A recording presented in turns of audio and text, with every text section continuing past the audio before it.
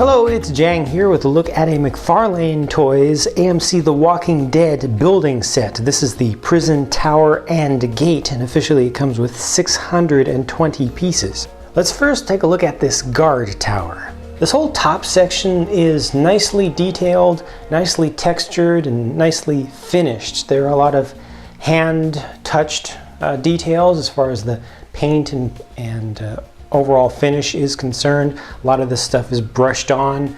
You've got a little bit of rust that's applied to all of the pieces that are intended to be metal. You've got some random patterns going around in the door just to show old weathering and wear. The door is able to open up and you can build things inside of there, but once you've gotten this built one time, it's really not intended to be played with. It's not intended to be accessed on the inside. You do that kind of one time because the roof is not intended to come off easily. This is actually very securely attached. It's fairly solid. There is some hollow space inside of the roof, but it has quite a number of actual bricks inside of there. These railings you even build yourself. These aren't large sections. Each individual little bit of railing, that's one piece, that's one piece, that's one piece.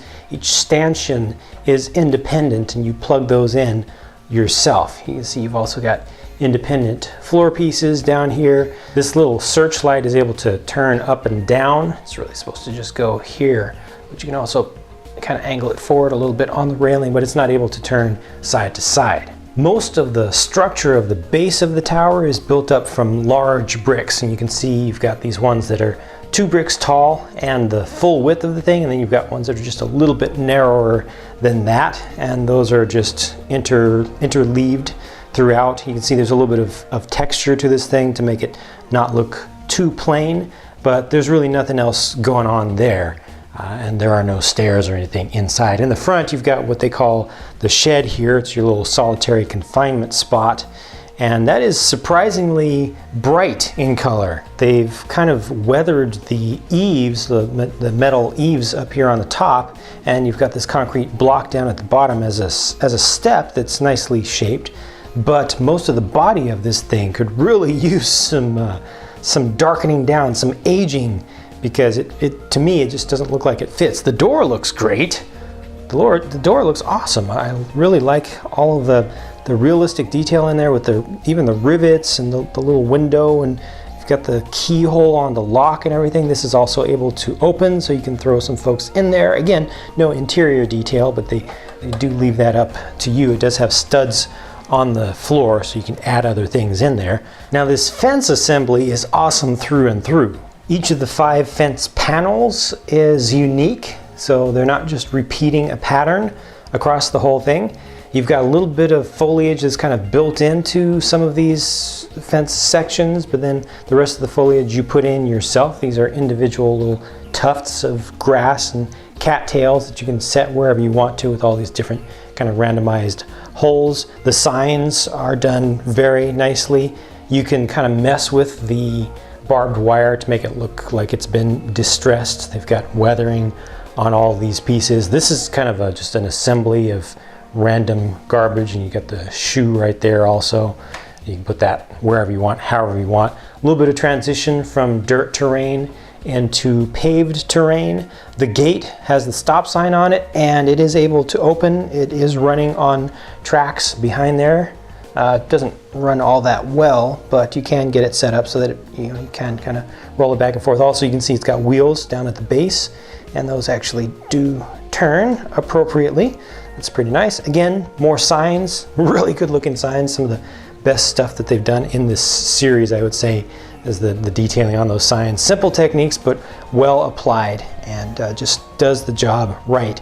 Got a random filing cabinet just tossed on the ground over here. That one doesn't look quite as good, but still just another random piece of texture and just items to throw around the edges. And there's your final fence panel there. On the back side, I do want to point out this street lamp here, and the fact that this is on a ratcheted base where you can actually angle it to kind of make it look like it's starting to fall down. You can make it look like it has fallen down all the way. And similarly with these fences, they're on those same kinds of joints. So you can have one that's kind of being broken into, set up some walkers coming through here. You can have it all the way down. That was a really good choice rather than just having kind of a static little brace that just holds this there. Like I said, this doesn't attach very well, but it's fine for just posing. You just don't want to mess around with it a whole lot. Only 3 figures are included with this set. The main human there in the middle is obviously Glenn. It's based on a full 3D laser scan of the actual actor, so it's very accurate, but it doesn't really have any painting detail in the face.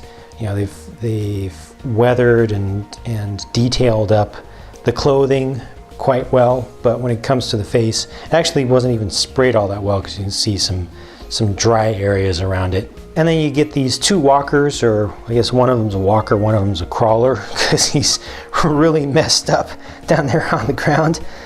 This is supposed to attach. This is supposed to be just a standard torso here. They have a ball joint under them, but didn't really attach to this strange base very well, so you kind of have to just set that there by itself. The other walker works just fine, and there is a little bit of posability with these. You can see the arm joints, they can be rotated up and down. You can also turn the heads left and right, but that's about it. You see they also have these little cheater bars, if you haven't seen these before, a little clip that sticks out that holds on to one of these clear pieces to allow these very small and realistically proportioned figures to be able to be posed, you know, to be actually stood up without attaching them to any kind of studded base.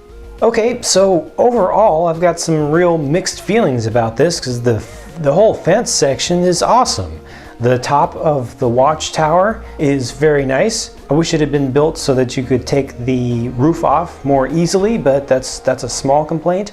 I love the door on the shed on the front, but that almost yellowish color just really does not fit for me. I think the figures look respectable, and certainly they would look much better masked, but therein lies the problem with this. It's a prison set, but you don't have many folks to go with it. 1 human and 2 walkers. So some very nice elements. I'm just not sure how well this stands on its own as a complete set. Let me know what you think about it though. Please do leave your comments down in the comment section. It's always good to hear different opinions from different folks who think differently. Thank you for your time and watching this video, and I'll be talking to you again very soon.